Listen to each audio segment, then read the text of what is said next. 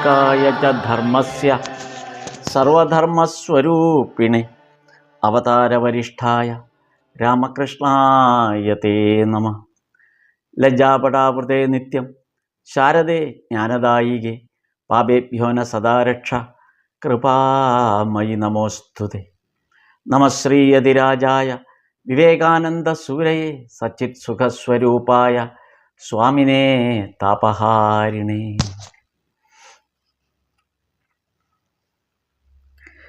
ശ്രീരാമകൃഷ്ണ വചനാമൃതം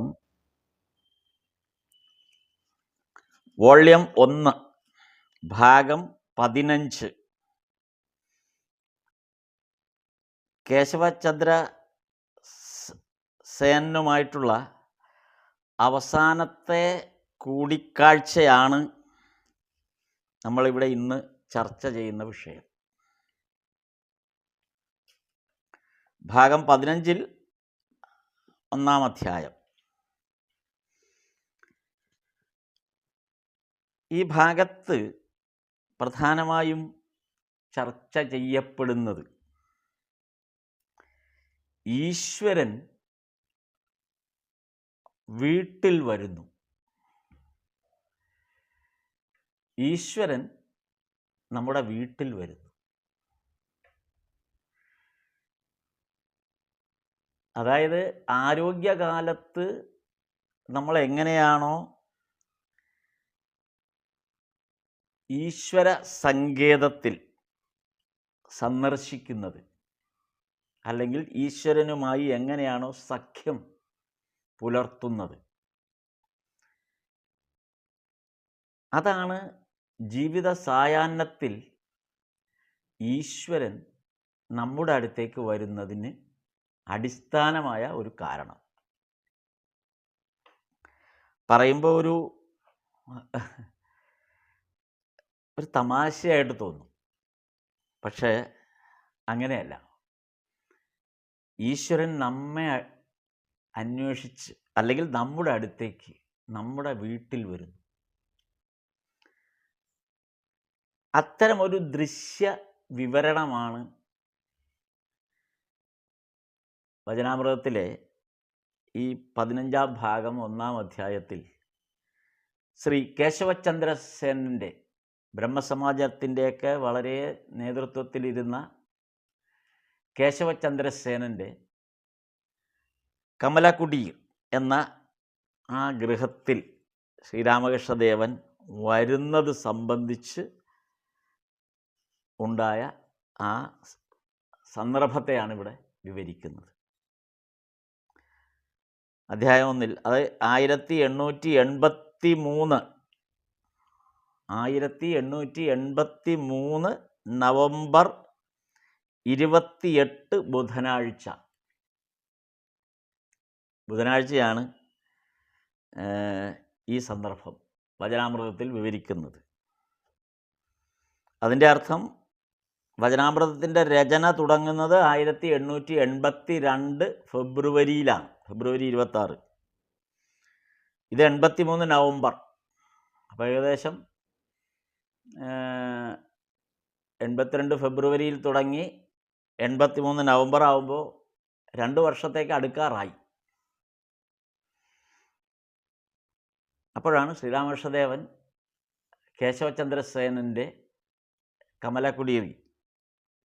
കമലകുടീരത്തിലുള്ള ആ ഭവനത്തിൽ വരുന്നത്. ഈ സന്ദർഭം ഇത് കേശവചന്ദ്ര സേനനുമായിട്ടുള്ള അവസാനത്തെ കൂടിക്കാഴ്ചയാണ്. അതാണ് ഈ അധ്യായത്തിൻ്റെ ഏറ്റവും വലിയ പ്രാധാന്യം ആയിട്ട് നമ്മൾ കാണേണ്ട ഒരു വിഷയം. കാരണം ഇത് കഴിയുമ്പോൾ, അതായത് ഇതിപ്പോൾ 83 നവംബറിലാണ്, നവംബർ 28 അവസാനമായി. പിന്നെ ഡിസംബർ 1 മാസം കൂടിയേ കേശവചന്ദ്രസേനൻ ജീവിച്ചിരിക്കുന്നുള്ളൂ. 84 ജാനുവരി ആദ്യം തന്നെ കേശവചന്ദ്രസേനൻ മരണമടഞ്ഞു. അപ്പോൾ ഇനി 1 മാസം കൃത്യമായ ജീവിതം അവശേഷിക്കെയാണ് ശ്രീരാമകൃഷ്ണദേവൻ കേശവചന്ദ്രസേനെ കാണാൻ വരുന്നത്. കേശവചന്ദ്രസേനന് ഈ സന്ദർഭത്തിൽ പ്രായം 45 വയസ്സേ ഉള്ളൂ. ഇന്ന് നമ്മൾ ചിന്തിക്കുമ്പോൾ 45 വയസ്സെന്ന് പറയുന്നത് ഒരു പ്രായമേ അല്ല, യുവത്വത്തിൻ്റെയൊക്കെ ഘട്ടം തന്നെയായിട്ട് കാണും. ശ്രീരാമകൃഷ്ണദേവന് 47 വയസ്സ്. ഇതാണ് ഇവരുടെ ആ പ്രായം. 45 വയസ്സുള്ള കേശവചന്ദ്രസേനൻ ഏതാണ്ട് മൃതപ്രായനായി തീർന്നിരിക്കുന്നു.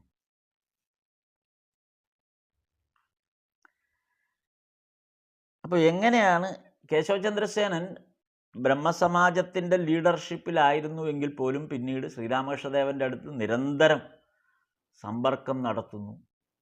ദക്ഷിണേശ്വരത്ത് ശ്രീരാമകൃഷ്ണദേവൻ്റെ മുറിയിൽ നിരന്തരം വരുന്നു. ശ്രീരാമകൃഷ്ണദേവൻ ആദ്യമായിട്ട് കേശവൻ്റെ വീട്ടിലെ അടുത്തേക്കാണ് ചെന്നത്. കേശവനെ കാണാനായിട്ടും പരിചയപ്പെടാനായിട്ടും ആദ്യം ചെല്ലുന്നത്. അത് നമ്മൾ മുൻപൊരിക്കൽ കേശവചന്ദ്രസേനെ കുറിച്ച് പരാമർശിച്ച സന്ദർഭങ്ങളിൽ കേശവചന്ദ്രസേനൻ്റെ കഥ മുഴുവൻ വിവരിച്ച സന്ദർഭത്തിൽ നമ്മളത് മുഴുവൻ പറഞ്ഞതാണ്. അതുകൊണ്ട് അത് ആവർത്തിക്കുന്നില്ല ഇവിടെ. അപ്പോൾ ഈ വചനാമൃതം തന്നെ, വചനാമൃതത്തിൻ്റെ 1-ാം വോള്യം, ഈ വചനാമൃതത്തിൻ്റെ 1-ാം വോള്യം തുടക്കത്തിൽ ആദ്യ അധ്യായത്തിൽ തന്നെ ശ്രീരാമകൃഷ്ണദേവൻ പറയുന്ന ഒരു സംഭാഷണത്തിൻ്റെ ഒരു ഭാഗം നമുക്കിപ്പോൾ ഒന്ന് ഓർത്താൽ കൊള്ളാം. അതായത് ആ 1-ാം ഭാഗത്തിൽ ശ്രീരാമകൃഷ്ണദേവൻ പറയുന്നത്, ആ 1-ാം ഭാഗത്തിൻ്റെ തുടക്കത്തിൽ പറയുന്ന ഒരു ഭാഗമുണ്ട്. അത് ഇപ്പോൾ ഈ പറയുന്ന ഭാഗവുമായിട്ട് നമുക്കൊന്ന് റിലേറ്റ് ചെയ്യാൻ പറ്റും. ആ ഭാഗം ഞാൻ ഒന്നുകൂടെ എടുത്ത് നോക്കാം. നമുക്കൊന്ന് നോക്കാം ആ ഭാഗം എന്താണെന്ന്. അതായത് മാസ്റ്റർ മഹാശയൻ മഹേന്ദ്രനാഥ ഗുപ്ത ശ്രീരാമകൃഷ്ണദേവനെ ആദ്യമായിട്ട് ദക്ഷിണേശ്വരം കാളിക്ഷേത്രത്തിലെ അദ്ദേഹത്തിൻ്റെ മുറിയിൽ കാണാൻ വന്ന ആ സന്ദർഭമാണ്. എന്നിട്ട് ആ സന്ദർഭത്തിൽ അത് കഴിഞ്ഞ് 2-ാമത്തെ ദിവസം, അതാണ് 2-ാമത്തെ ദർശനം. ആദ്യം വന്നു കണ്ടു മടങ്ങിപ്പോയി. അതിനുശേഷം അടുത്ത ദിവസം രാവിലെ, അതായത് ഫെബ്രുവരി 1882 ഫെബ്രുവരി 26 ഞായറാഴ്ച ആദ്യമായി വന്ന് കാണുന്നു, സന്ധ്യയ്ക്ക് വന്ന് കാണുന്നു. അത് കഴിഞ്ഞ് 27-ാം തീയതി തിങ്കളാഴ്ച വീണ്ടും രാവിലെ വരികയാണ്. അപ്പം രാവിലെ വന്ന് ശ്രീരാമകൃഷ്ണദേവനെ കണ്ടപ്പോൾ ശ്രീരാമകൃഷ്ണദേവൻ വിശേഷം ചോദിച്ചപ്പോൾ പറഞ്ഞത്, വീട് എവിടെയാണ് എന്നൊക്കെ പരിചയം ചോദിക്കുന്നുണ്ട്. ശ്രീരാമകൃഷ്ണദേവൻ കാര്യങ്ങളൊക്കെ ചോദിച്ച് മനസ്സിലാക്കുന്നുണ്ട്, ആരാണ് എന്താണെന്നൊക്കെ.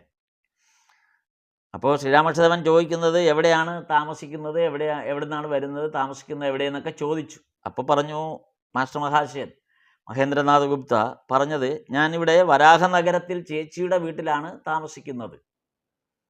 അപ്പോൾ ശ്രീരാമകൃഷ്ണദേവൻ ഉടനെ ചോദിച്ചു, ഓ ഈശാനൻ്റെ വീട്ടിലോ എന്ന്. അപ്പോൾ ശ്രീരാമകൃഷ്ണദേവൻ അറിയാം, ആ വീടറിയാം. ഓ ഈശാനൻ്റെ വീട്ടിലോ. അപ്പോൾ ഈശാനൻ്റെ വീടോ എന്ന് ചോദിക്കാൻ കാരണം ഈശാനൻ ഒരു വൈദ്യനാണ്. ശ്രീരാമകൃഷ്ണദേവനെ ആദ്യഘട്ടത്തിലൊക്കെ ചില അത്യാവശ്യം ചികിത്സകൾക്ക് നിർദ്ദേശിക്കുന്ന ഒരു വൈദ്യനാണ് ഈശാനൻ. ഈശാൻ കവിരാജ് എന്നാണ് അദ്ദേഹത്തെ അറിയപ്പെടുന്നത്. കവിരാജ് എന്ന് പറഞ്ഞാൽ വൈദ്യൻ എന്നാണ് അർത്ഥം, ഡോക്ടർ. അപ്പോൾ അതുകൊണ്ടാണ് ഈശാനൻ്റെ വീട്ടിലോ എന്ന് വെച്ചത്. അപ്പോൾ ഈശാനൻ്റെ ഭാര്യയാണ് സഹോദരി. വരാഹനഗരത്തിലെ ചേച്ചിയുടെ വീട് എന്ന് പറയുന്നത് ഈശാനൻ്റെ വീട് കൂടിയാണ്. അതായത് മാസ്റ്റർ മഹാശയൻ്റെ ചേച്ചിയുടെ ഭർത്താവാണ് ഈശാനൻ. മാത്രമല്ല ഈശാനൻ്റെ വീട്ടിലോ എന്ന് ചോദിച്ചപ്പോൾ ഉടനെ അടുത്ത് തന്നെ ചോദിച്ചത്, ശ്രീരാമകൃഷ്ണദേവൻ ചോദിച്ചത്, ആട്ടെ കേശവൻ എങ്ങനെ ഇരിക്കുന്നു? കലശലായ സുഖക്കേടായിരുന്നു. അപ്പോൾ കേശവന് സുഖക്കേട് കലശലായി തുടങ്ങിയ സന്ദർഭത്തിലാണ് ഈ ആദ്യത്തെ കൂടിക്കാഴ്ച. അതുകൊണ്ടാണ് കേശവനെക്കുറിച്ച് ചോദിച്ചത്. കേശവനെക്കുറിച്ച് ചോദിക്കാൻ കാരണമുണ്ട്. കേശവൻ്റെ ഒരു റിലേറ്റീവിനെയാണ് ഈ മാസ്റ്റർ മഹാശയൻ, ഈ മഹേന്ദ്രനാഥ ഗുപ്ത വിവാഹം ചെയ്തിരിക്കുന്നത്. നികുഞ്ചാദേവി, മഹേന്ദ്രഗുപ്തയുടെ ഭാര്യ നികുഞ്ചാദേവി, അതായത് ഈ വചനാമൃതം രചിച്ച മഹേന്ദ്രനാഥ ഗുപ്തയുടെ ഭാര്യ നികുഞ്ചാദേവി കേശവചന്ദ്രസേനൻ്റെ ഒരു കസിൻ ബ്രദറിൻ്റെ മകളായിട്ട് വരും. അതുകൊണ്ടാണ് കേശവൻ എങ്ങനെ ഇരിക്കുന്നു, സുഖക്കേട് കലശലായിരിക്കുന്നു എന്ന് പറയും. അപ്പോൾ 82 ഫെബ്രുവരി 27 തിങ്കളാഴ്ച കണ്ടപ്പോൾ ശ്രീരാമകൃഷ്ണദേവൻ ചോദിച്ചതാണ് ഈ കേശവൻ്റെ അസുഖത്തെക്കുറിച്ച്. അന്ന് ശ്രീരാമകൃഷ്ണദേവൻ പറഞ്ഞു, കേശവൻ്റെ അസുഖം മാറാനായിട്ട് ഞാൻ ദേവിക്ക്, കാളീ ദേവിക്ക് കരിക്കും പഞ്ചസാരയും നേർന്നു. അത് അവിടുത്തെ ഒരു നിവേദ്യം, ദേവിക്ക് നൽകുന്ന ഒരു നിവേദ്യത്തിൻ്റെ പ്രത്യേകതയാണ്. അപ്പോൾ അത് കരിക്കും പഞ്ചസാരയും കരിക്കും നേദിക്കുക എന്നുള്ളത്. അപ്പോൾ അത് ശ്രീരാമകൃഷ്ണദേവൻ കേശവൻ്റെ അസുഖം മാറാൻ വേണ്ടിയിട്ട് കരിക്കും പഞ്ചസാരയും നേദിച്ച സന്ദർഭത്തിലാണ്, അതായത് ഈ മഹാശ്രീ അവിടെ ചൊല്ലുന്നത്. അതിൽ നിന്ന് തന്നെ മനസ്സിലാക്കാം ശ്രീരാമകൃഷ്ണദേവൻ എത്രമാത്രമാണ് കേശവനോടുള്ള അടുപ്പമെന്ന്. അതുകൊണ്ടാണല്ലോ കരിക്കും പഞ്ചസാരയും നേദിക്കുന്നത്. എന്നിട്ട് ആ അടുപ്പം എന്താണെന്നുള്ളത് ശ്രീരാമകൃഷ്ണദേവൻ തുടർന്ന് പറയുന്നുമുണ്ട്. കേശവൻ ഇല്ലെങ്കിൽ ഞാൻ എങ്ങനെ കൽക്കട്ടയിൽ പോയി ആരോടൊക്കെയാണ് സംസാരിക്കുക? എനിക്ക് കൽക്കട്ടയിൽ പോകുമ്പോൾ സംസാരിക്കാൻ വേറെ ആരാ ഉള്ളത്? അത്രമാത്രം ഇൻറ്റിമേറ്റാണ് ശ്രീരാമകൃഷ്ണദേവന് കേശവനുമായിട്ട്. ഇവർ തമ്മിൽ പ്രായത്തിൽ 2-2.5 വയസ്സിൻ്റെ വ്യത്യാസമേ ഉള്ളൂ. 2.5 വയസ്സിൻ്റെ വ്യത്യാസമേ ഉള്ളൂ. 2.5 വയസ്സ് ശ്രീരാമകൃഷ്ണദേവൻ മൂത്തതാണ്. പക്ഷേ ശ്രീരാമകൃഷ്ണദേവനും കേശവനും തമ്മിലുള്ള ബന്ധം, കേശവചന്ദ്രസേനുമായിട്ടുള്ള ബന്ധം അത്ര ഗാഠമാണ് എന്ന് ആദ്യ ദർശനത്തിൽ തന്നെ മനസ്സിലായി. ഇപ്പോൾ നമ്മൾ ഈ 15-ാം ഭാഗത്തെത്തുമ്പോൾ കേശവൻ്റെ അവസാനത്തെ സന്ദർശനമാണ്. കേശവനെ അവസാനമായി അദ്ദേഹത്തിൻ്റെ വീട്ടിൽ പോയി സന്ദർശിക്കുന്നതാണ് ഇവിടെ കാണുന്നത്. ഇനി കഷ്ടിച്ച് 1 മാസം കൂടി ആ ജീവിതമുള്ളൂ എന്ന് നമുക്ക് പിന്നീട് വായിച്ചു പോകുമ്പോൾ മനസ്സിലാവും. അപ്പം അത്രയും ഒരു ക്രിട്ടിക്കൽ കണ്ടീഷനിലാണ് ഈ സന്ദർശനം വരുന്നത്. അപ്പോൾ അങ്ങനെയുള്ള സന്ദർഭത്തിൽ ഭഗവാൻ ഇവിടെ എഴുന്നള്ളിയിരിക്കുകയാണ്, ഇവിടെ സന്നിഹിതനായിരിക്കുകയാണ്. സ്വന്തം ആത്മമിത്രത്തെ, ആത്മമിത്രം എന്ന് തന്നെ പറയാം കേശവനോട്. അത്രമാത്രമാണ് കേശവനുമായിട്ടുള്ള ബന്ധം. ശ്രീരാമകൃഷ്ണദേവനെക്കുറിച്ച് ആദ്യമായിട്ട് പത്രത്തിൽ എഴുതുന്നത് കേശവചന്ദ്രസേനാണ്. ശ്രീരാമകൃഷ്ണദേവനെക്കുറിച്ച് 2 ഗ്രന്ഥങ്ങൾ ആദ്യം രചിക്കുന്നതും കേശവചന്ദ്രസേനാണ്. കേശവചന്ദ്രസേനൻ അന്നത്തെ ഇന്ത്യ മിറർ എന്ന ഇംഗ്ലീഷ് പത്രത്തിലും സുലഭ സമാചാർ എന്ന ബംഗാളി പത്രത്തിലുമൊക്കെ ശ്രീരാമകൃഷ്ണദേവനെക്കുറിച്ച് എഴുതിയ ലേഖനങ്ങളാണ് കൽക്കട്ടയിൽ ഏറ്റവും കൂടുതൽ അദ്ദേഹത്തിൻ്റെ പേര് എല്ലാവരിലേക്കും എത്തിക്കാൻ കാരണമായത്. ശ്രീരാമകൃഷ്ണദേവനെക്കുറിച്ചുള്ള ആ വിവരങ്ങൾ, ഇതുപോലൊരു യോഗീശ്വരൻ ഇവിടെ ദക്ഷിണേശ്വരത്തുണ്ട് എന്ന് കൽക്കട്ടയിലെ പൊതുസമൂഹത്തിനെ ബോധ്യപ്പെടുത്തുന്നത് ആദ്യമായിട്ട് കേശവൻ്റെ ലേഖനത്തിലൂടെയാണ്, കേശവചന്ദ്രസേനൻ എഴുതിയ ലേഖനത്തിലൂടെ. എന്തിന്, നരേന്ദ്രൻ പോലും അങ്ങനെയുള്ളൊരു അറിവ് വെച്ചാണ് വരുന്നത്. ആ ലേഖനങ്ങൾ വായിച്ച നരേന്ദ്രൻ്റെ കോളേജിലെ പ്രിൻസിപ്പൽ, ആ പ്രിൻസിപ്പലാണ് ഈ നരേന്ദ്രൻ ഈ വിവരം പറഞ്ഞു കൊടുക്കുന്നത്, ഇങ്ങനെ ഒരു യോഗീശ്വരൻ ദക്ഷിണേശ്വരത്തുണ്ട്, പോയി കാണണമെന്നൊക്കെ. അതൊക്കെ ഒരു വിശദമായ നരേന്ദ്രൻ വിവേകാനന്ദ സ്വാമിയുടെ കഥകളിൽ വരുന്ന ഭാഗങ്ങളാണ്. നമ്മളിവിടെ നോക്കുമ്പോൾ അത്രയും പ്രാധാന്യമുള്ള ആളാണ് കേശവൻ എന്ന് പറയാൻ വേണ്ടിയിട്ടാണ്. ആ കേശവനെ അവസാന നിമിഷം കമലകുടീരത്തിൽ ഭഗവാൻ കാണാൻ വരുന്നു, എന്നിട്ട് സംഭാഷണം നടത്തുന്നു. ഈ സംഭാഷണമാണ് നമുക്ക് വളരെ വിശദമായിട്ട് നമുക്ക് പരിശോധിക്കാനുള്ളത്. അതായത് ഈ ഇത് 15-ാം ഭാഗം. 14-ാം ഭാഗത്തിൻ്റെ അവസാനം അവിടെ വിജയകൃഷ്ണ ഗോസ്വാമിയുമായിട്ടുള്ള സംഭാഷണമാണ് നമ്മൾ ഇതിനു മുമ്പ് പറഞ്ഞത്. അത് 14-ാം ഭാഗത്താണ്. വിജയകൃഷ്ണ ഗോസ്വാമി ഈ കേശവനെ പോലെ തന്നെ കേശവൻ്റെ ബ്രഹ്മസമാജത്തിൽ നിന്ന് കേശവനോടൊപ്പം ബ്രഹ്മസമാജത്തിൽ പ്രവർത്തിക്കുകയും പിന്നീട് കേശവനുമായിട്ട് അഭിപ്രായ വ്യത്യാസം വന്ന് തെറ്റിപ്പിരിഞ്ഞ് പുതിയ ഒരു ബ്രഹ്മസമാജം സൃഷ്ടിച്ച, അതായത് സാധാരണ ബ്രഹ്മസമാജം എന്നുള്ള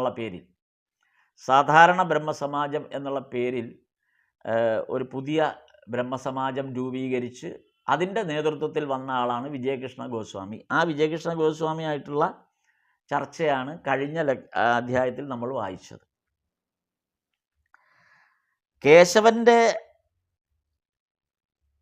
ഈ ബ്രഹ്മസമാജത്തിലെ 2 പ്രമുഖർ, അതായത് കേശവനും വിജയകൃഷ്ണ ഗോസ്വാമി, ഈ 2 പ്രമുഖരോട് സംഭാഷണം നടത്തിയത് 2 വിധത്തിലാണ് എന്നും കൂടെ നമുക്ക് മനസ്സിലാക്കാം. വിജയകൃഷ്ണ ഗോസ്വാമിയോട് പറഞ്ഞത് ഒരു വ്യക്തിയുടെ ജീവിതത്തിൻ്റെ അവസാന ഘട്ടത്തിലേക്ക് പ്രവേശിക്കുമ്പോൾ, അതായത് ജീവിത സായാഹ്നത്തിലേക്ക്, അല്ലെങ്കിൽ നമ്മൾ നമ്മുടെ പ്രവർത്തനങ്ങളും ഔദ്യോഗിക ജീവിതങ്ങളും ഒക്കെ ഏതാണ്ട് 3/4 പങ്കും പിന്നിട്ട് ജീവിതത്തിൻ്റെ ഒരു 3/4 പങ്ക് പൂർത്തീകരിച്ച് ആ സീനിയർ സിറ്റിസൺ ആയി മാറുന്ന സന്ദർഭത്തിൽ, അങ്ങനെയുള്ള ഒരു ഘട്ടത്തിലെത്തുമ്പോൾ അങ്ങനെയുള്ളവർ തങ്ങളുടെ ജീവിതഭാരം എങ്ങനെയാണ് ഒഴിവാക്കി സന്തോഷമായി ഇരിക്കേണ്ടത് എന്നാണ് വിജയകൃഷ്ണ ഗോസ്വാമിയോട് പറഞ്ഞത്. എന്നാൽ ഇവിടെ കേശവചന്ദ്രസേനെ സംബന്ധിച്ചിടത്തോളം ഇനിയൊരു ജീവിത സായാഹ്നമില്ല, മൃതപ്രായനാകാറായി. ഇത് സംഭാഷണം നടത്തുമ്പോൾ ഒരിക്കലും മുൻകൂട്ടി അറിയാൻ പറ്റില്ലല്ലോ കേശവൻ അടുത്ത മാസം മരിക്കുന്ന ആളാണെന്ന്. പക്ഷെ കേശവൻ്റെ അടുത്ത 1 മാസത്തിനകം മരിക്കാൻ പോകുന്ന ഒരാളുടെ ആ അവസ്ഥയെ നമുക്ക് മനസ്സിലാക്കാം. അപ്പോൾ ഏതാണ്ട് മരണത്തോടടുത്തെന്നല്ല, മരണത്തിൻ്റെ തലേന്ന് എന്ന് വേണമെങ്കിൽ തന്നെ പറയാം. അങ്ങനെ എത്തി നിൽക്കുന്ന കേശവനോട് എന്താണ് പറഞ്ഞത്? വിജയകൃഷ്ണ ഗോസ്വാമി മുതിർന്നു, ജീവിത സായാഹ്നത്തിലേക്ക് എത്തുന്നതേ ഉള്ളൂ. അപ്പോൾ അങ്ങനെയുള്ള വിജയകൃഷ്ണ ഗോസ്വാമിയോട് പറഞ്ഞത് ജീവിതഭാരം ഒരു സീനിയർ സിറ്റിസൺ എന്നുള്ള നിലയിലേക്ക് മാറുന്ന അവസരത്തിൽ എങ്ങനെ ജീവിതഭാരം ഒഴിവാക്കി വെക്കാം. ഇവിടെ ജീവിതം തന്നെ തീരാറായി. അങ്ങനെ ആകുമ്പോൾ എന്താണ് ചെയ്യേണ്ടത്? രണ്ടും 2 ആസ്പെക്റ്റിലാണ്. കാരണം ഇതെല്ലാം നമ്മുടെ ജീവിതത്തിൽ നമ്മൾ ഇതൊക്കെ നേരിടേണ്ടവരാണ്. ഇതൊക്കെ നമ്മയും ബാധിക്കുന്ന, നമ്മളെല്ലാം ഈ അവസ്ഥയിൽ എത്തിയവരോ ഒക്കെ തന്നെയാണ് ഇപ്പോൾ നമ്മുടെ ഈ ചുറ്റുമുള്ളത്. അല്ലെങ്കിൽ ഇത് കേൾക്കുന്നവരും ഈ സത്സംഗത്തിൽ പങ്കെടുക്കുന്നവരിലും എല്ലാം ഈ പ്രായം ഒക്കെ വരുന്നവരുമുണ്ട്. അപ്പോൾ എങ്ങനെയാണ് നമ്മൾ ഈ ജീവിതഭാരം ഇനി താഴെ ഇറക്കി വെക്കേണ്ടത്? എങ്ങനെയാണ് ഒരു അവസാന ഘട്ടത്തെ നേരിടേണ്ടത് എന്നുള്ളത് നമുക്ക് വളരെ അത്യാവശ്യമായ ഒരു അറിവാണ്. അതാണ് ഇവിടെ ഭഗവാൻ വിവരിക്കുന്നത്. വിജയകൃഷ്ണ ഗോസ്വാമിയോട് പറഞ്ഞു, മിക്കവാറും എല്ലാവർക്കും സംഭവിക്കുന്നത് അവസാന ഘട്ടത്തിൽ എല്ലാവരെയും ദുഃഖിപ്പിക്കുന്ന ഒരു ഘടകം സമ്പത്തിനെ സംബന്ധിക്കുന്നതാണ്. ശ്രീരാമകൃഷ്ണദേവൻ പറഞ്ഞു, സമ്പത്തിനെ സംബന്ധിക്കുന്നതാണ്. സ്വത്ത്, സമ്പത്ത്, ധനം, അല്ലെങ്കിൽ നമ്മുടെ കൂട്ടിവെച്ച മറ്റ് എല്ലാം, നമ്മൾ വളരെ കഷ്ടപ്പെട്ട് കൂട്ടിവെച്ചതെല്ലാം, സമ്പാദിച്ചതെല്ലാം, ഇതൊക്കെയാണ് അവസാന നിമിഷം ഒരാളെ ദുഃഖിപ്പിക്കുന്ന ഘടകം. എങ്ങനെയാണ് അതൊക്കെ ഒരു ദുഃഖമായി മാറുന്നത്? ജീവിതത്തിൽ നല്ല പ്രായത്തിൽ ചെയ്ത എല്ലാ പ്രവർത്തനങ്ങളുടെയും ഫലമായി സമ്പാദിച്ചു വെച്ച സാമ്പത്തികമായ ആ ഒരു അവസ്ഥ എങ്ങനെയാണ് ഒരു ദുഃഖമായി പരിണമിക്കുന്നത്? അതാണൊരു ഘടകം. ഇന്ന് കുറച്ച് മുമ്പേ ഒരാളുമായി സംസാരിച്ചപ്പോൾ, ഇതേ വിഷയം സംസാരിച്ചപ്പോൾ അദ്ദേഹം പറഞ്ഞത്, അദ്ദേഹത്തിൻ്റെ ഒരു സുഹൃത്ത്, വളരെ സാമ്പത്തിക നിലയിലുള്ള ആൾ, ധാരാളം വസ്തുവകകളൊക്കെ സമ്പാദിച്ച് വലിയ വലിയ കെട്ടിടങ്ങളൊക്കെ വാങ്ങിക്കൂട്ടിയ ഒരാൾ, അയാളുടെ അവസാനം അയാൾ നിർമ്മിച്ച വീടിന് 12 ബാത്റൂം ഉണ്ടെന്നാണ് പറയുന്നത്. വീടിന് 12 ബാത്റൂമുണ്ട്. അപ്പോൾ ആ വീടെന്തായിരിക്കും? അപ്പോൾ അങ്ങനെയൊക്കെയുള്ള ആളാണ്. അവസാനം സംഭവിച്ചത്, അദ്ദേഹം ഇപ്പോൾ പരമദുഃഖിതനായി മാറി. അപ്പോൾ കാരണം അന്വേഷിച്ചപ്പോഴെന്താണ്? അദ്ദേഹത്തിന് 2 ആൺമക്കളായിരുന്നു. ഒരു മകൻ ആക്സിഡൻറ്റിൽ മരിക്കുന്നു. മറ്റേ മകൻ അദ്ദേഹം ഉദ്ദേശിക്കുന്ന തരത്തിൽ അല്ല ആ മകൻ്റെ ആറ്റിറ്റ്യൂഡ്, ആ മകൻ്റെ കാഴ്ചപ്പാടുകളൊക്കെ വളരെ വ്യത്യസ്തം. എന്നാൽ അദ്ദേഹത്തിന് ഏറ്റവും അനുകൂലമായ, അദ്ദേഹത്തിന് കൂടുതൽ അടുപ്പമുണ്ടായിരുന്ന മകനാണ് പെട്ടെന്ന് മരിച്ചുപോയത്, മൂത്തയാൾ. അതോടെ ഇദ്ദേഹത്തിന് വളരെയധികം ഡിപ്രഷൻ സംഭവിക്കുകയും അദ്ദേഹം വല്ലാത്തൊരവസ്ഥയിലായിത്തീരുകയും ചെയ്യുന്നു എന്നാണ് പറഞ്ഞത്. അപ്പോൾ ഇദ്ദേഹം എന്നാൽ അധികം പ്രായമൊന്നും ആകാത്ത ആളുമാണ്. അപ്പോൾ എങ്ങനെയാണ് ഇയാൾ ഇങ്ങനെ ഒരവസ്ഥയിലേക്ക് ആയിപ്പോയത് എന്നുള്ളതായിരുന്നു ആ സംഭാഷണത്തിൻ്റെ ഒരു രത്നച്ചുരുക്കം. ഇതാണ് സംഭവിച്ചത്. നമ്മളിതെല്ലാം സമ്പാദിച്ചു വെക്കുമ്പോഴും ഒടുവിൽ ഒരു നിരർത്ഥകത നമ്മിലേക്ക് വ്യാപിക്കുകയാണ്. ആ അവസാന ഘട്ടത്തിലെത്തുമ്പോൾ ഇതെല്ലാം നിരർത്ഥകമായി തീരുന്നോ എന്ന തോന്നൽ നമ്മെ ബാധിക്കുന്നു. ഇത് വേണ്ട വിധമൊന്നും പ്രയോജനപ്പെടുന്നില്ലല്ലോ എന്നുള്ള ദുഃഖം, അല്ലെങ്കിൽ ഇത് ഇനി എന്താ ചെയ്യണ്ടേ എന്നുള്ള ദുഃഖം. ഇതാണ് ആ വ്യക്തിയെ കൂടുതൽ ദുഃഖിപ്പിച്ചത്. അതാണ് സാമ്പത്തികമായ ദുഃഖം എന്ന് പറഞ്ഞത്. കഴിഞ്ഞ ദിവസം മറ്റൊരു രസകരമായ ഒരു കഥ കേട്ടത് വേറൊരു പ്രോഗ്രാമിൽ കേട്ട വാർത്തയാണ്. അപ്പോൾ മഹാനായ നമ്മുടെയൊക്കെ കേരളത്തിൽ ജീവിച്ചിരുന്ന നിരൂപക ശ്രേഷ്ഠൻ എന്ന് നമുക്ക് വിളിക്കാവുന്ന ശ്രീ എം കൃഷ്ണൻ നായരെക്കുറിച്ചാണ്. സാഹിത്യ വാരഫലം എഴുതിയ എം കൃഷ്ണൻ നായരെക്കുറിച്ചാണ്. എം കൃഷ്ണൻ നായർ അവസാന ഘട്ടത്തിൽ ബെഡ്രിഡനായിട്ട് കിടക്കുന്ന സാഹചര്യം. അദ്ദേഹം നിത്യേന വായിച്ചു കൊണ്ടിരുന്ന ആളാണ്. എത്ര പുസ്തകങ്ങൾ അദ്ദേഹത്തിൻ്റെ ജീവിതം തന്നെ പുസ്തക വായനയാണ്. അപ്പോൾ അത്രയുമേൽ പുസ്തകങ്ങൾ അദ്ദേഹം സമ്പാദിച്ചു വച്ചിട്ടുണ്ട്. അദ്ദേഹത്തിന് സ്വന്തം അദ്ദേഹത്തിൻ്റെ വീട്ടിലെ പേഴ്സണൽ ലൈബ്രറി എന്ന് പറയുന്നത് തന്നെ വലിയ അപൂർവ ഗ്രന്ഥങ്ങളുടെ ഒരു ശേഖരം തന്നെയാണ്. അതെല്ലാം അദ്ദേഹത്തിൻ്റെ മരണശേഷം പിന്നീട് എറണാകുളത്തുള്ള മീഡിയ അക്കാഡമിക്ക് സംഭാവന ചെയ്യുകയും മീഡിയ അക്കാഡമിയിൽ അദ്ദേഹത്തിൻ്റെ പേരിലുള്ള ഈ പുസ്തകങ്ങളെല്ലാം കൂടെ വെച്ചൊരു ലൈബ്രറി ഇപ്പോൾ പ്രവർത്തിക്കുന്നുണ്ട്. അപ്പോൾ അദ്ദേഹം ഈ അവസാന ഘട്ടത്തിൽ അദ്ദേഹത്തിന് പുസ്തകം എത്തിച്ചു കൊടുക്കുകയൊക്കെ ചെയ്തിരുന്ന പുസ്തകപ്രേമികളും പുസ്തക പ്രസാധകരും വിൽപ്പനക്കാരും ഒക്കെ ഉണ്ടായിരുന്നു. അപ്പം അങ്ങനെയുള്ള ആ പുസ്തക വിൽപ്പനയിൽ ശ്രദ്ധ കേന്ദ്രീകരിക്കുകയും സാഹിത്യവുമായി നല്ല ബന്ധം, നല്ലൊരു വായനക്കാരനായ എൻ.ഇ. സുധീർ എന്ന് പറയുന്നൊരു വ്യക്തി, തിരുവനന്തപുരത്ത് പുസ്തക വിൽപ്പനയാണ് അദ്ദേഹത്തിൻ്റെ പ്രധാന ജോലി. അപ്പോൾ അദ്ദേഹം ആണ് പിന്നീട് അവസാന ഘട്ടത്തിൽ എം കൃഷ്ണൻ നായർക്ക് പുസ്തകങ്ങൾ എത്തിച്ചു കൊടുത്തുകൊണ്ടിരുന്നത്. അതിനു മുമ്പ് അദ്ദേഹം ആരോഗ്യമുള്ള കാലത്ത് ശാസ്തമംഗലത്തെ അദ്ദേഹത്തിൻ്റെ വീട്ടിൽ നിന്ന് എന്നും വൈകുന്നേരം നടന്ന് ഇവിടെ പുളിമൂട്ടിലുള്ള ഈ പുസ്തക കടയിൽ വന്ന് പുസ്തകങ്ങൾ വാങ്ങിക്കൊണ്ട് പോകുന്ന പതിവായിരുന്നു. ഞാനും കണ്ടിട്ടുണ്ട് അദ്ദേഹത്തെ. പല ദിവസങ്ങളിൽ അദ്ദേഹം നടന്നു വരുന്നതും പോകുന്നതും കണ്ടിട്ടുണ്ട്. അദ്ദേഹത്തിൻ്റെ കയ്യിൽ 2 പാക്കറ്റ്, ഒരെണ്ണത്തിൽ 20 സിഗരറ്റാണ്, ഒരു പാക്കറ്റിൽ 20 സിഗരറ്റാണെന്നാണ് തോന്നുന്നത്. 555 എന്ന് പറയുന്ന വില കൂടിയ സിഗരറ്റ്, 555, ആ വില കൂടിയ സിഗരറ്റിൻ്റെ 2 പാക്കറ്റാണ് അദ്ദേഹത്തിൻ്റെ കയ്യിൽ കാണുന്നത്. അപ്പം പുകവലി ഹാനികരമാണ് എന്ന മുന്നറിയിപ്പുണ്ട്. പക്ഷെ അദ്ദേഹം പുകവലിക്കുന്ന ഒരു രീതി അങ്ങനെയാണ്.